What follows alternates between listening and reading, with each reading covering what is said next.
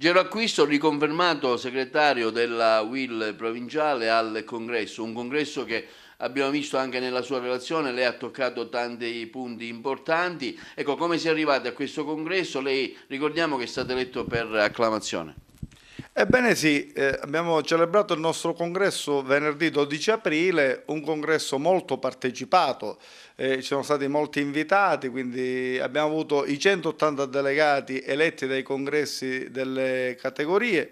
Abbiamo celebrato da gennaio a oggi 15 congressi di categorie, anche lì dei congressi molto sentiti da parte del nostro gruppo dirigente, da parte dei nostri delegati, da parte dei nostri iscritti, che comunque confidano in Will la soluzione dei loro problemi lavorativi. Abbiamo fatto il congresso venerdì, è stato un congresso dove abbiamo parlato delle problematiche del territorio, lo dicevi prima, una relazione abbastanza ricca rispetto alle problematiche che ogni giorno rappresentiamo. Agrigento è un territorio fortemente in crisi, è un territorio che ha bisogno comunque dell'apporto politico e di chi governa in modo serio. Oggi abbiamo bisogno delle risposte, spesso noi lanciamo appelli ma mai riceviamo risposte e ogni giorno siamo qui comunque come sindacato a dare servizio ai nostri iscritti e ai cittadini tutti.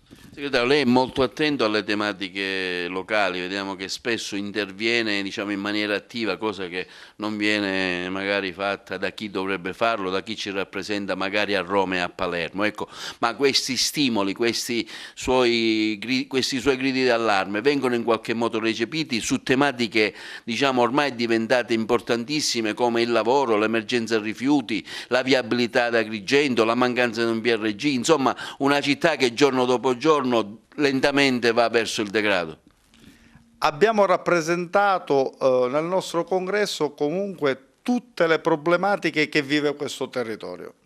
E da anni, mi riferisco da quando sono stato eletto a segretario generale della UIL di Agrigento e quindi dall'ottobre del 2015, abbiamo assieme alla segreteria, assieme ai segretari di categoria, abbiamo deciso comunque di lanciare appelli e di far sì che le problematiche che si vivono e che si registrano all'interno delle camere sindacali della UIL su tutto il territorio poi dovevano essere esternate e comunque rappresentate a chi ha potere di governo.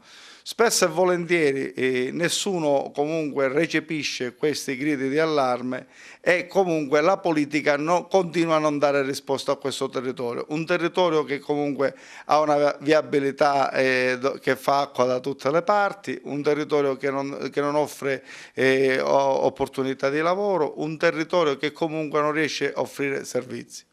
Non ultimo il CUPA, insomma l'università che vediamo che ormai, diciamo, è destinata al fallimento, alla chiusura. Lei su questo si è speso particolarmente.